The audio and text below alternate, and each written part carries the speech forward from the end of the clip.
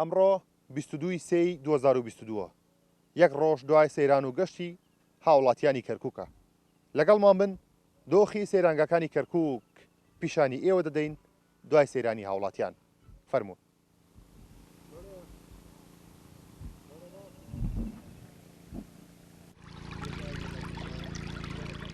ئەم خاشاک و پاشماوانە یەکێکە لە کێشەکانی گوندنشینان، بۆیە لێرەوە داواکارەکانیان دەخەنە ڕوو.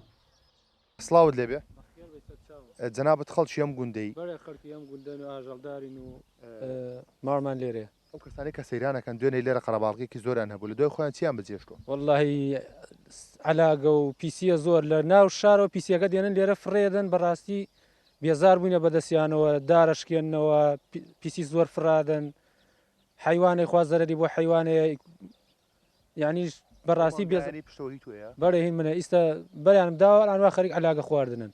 وڵای داواکاری ئێمە لە خەڵکەکەی بە یەکەم ینی خەڵکەکە تۆزێ وشیار بێ ینی ئەو شتانی ئەبا هیچ نەبێت لەگەڵ خۆیان بیباتەوە لە حاوێ لە ناو شتێکە فڕیدا بۆی لێرە زیان بە خەڵکەکە نەگەێنێ. دووەم ئەگەر حکومت بڵێ وەکو شارەوانی جێگایکیان بۆ دیاریکە لەسەر جادەکان خۆی من لە دوو ڕێگاوە دێت دوو جادە هەیە کە دێتەوە ئەم سەیرانگا و جێگایانە لەوانە شتدانە ئەمان لە گاتی گەڕانەوەی ئەتوانین بیکەنە ئەو جێگایە.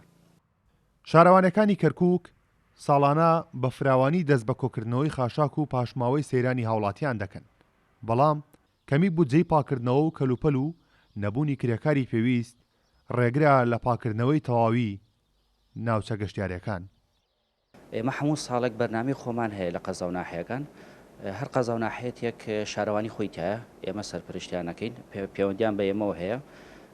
بەرحاڵ وەک هەموو ساڵێک ئیش و کاری خۆیانە بەنە ڕێوە هەرچەندێک ئەو زبڵ و خاشاکانە با بڵێن لە دەوروبەرن دەرەوەی شارەوانەکانە، یعنی هەر قەزایەک هەر ناحەیەک شارەوانەیەکی تایە کە خەڵکە چێ بۆ سەیران لە ناو شارەکە ناچێت لە شار و شارەچەکانی دەوروبەر دەرەوەی ئەو سنوورە دەرەچێت هەرچەندێ تۆزە تووشی کێشا بین بەس بەرحاڵ خۆشبەختانە ئیش و خۆمانەکەین لەخوا بەزاد بێ.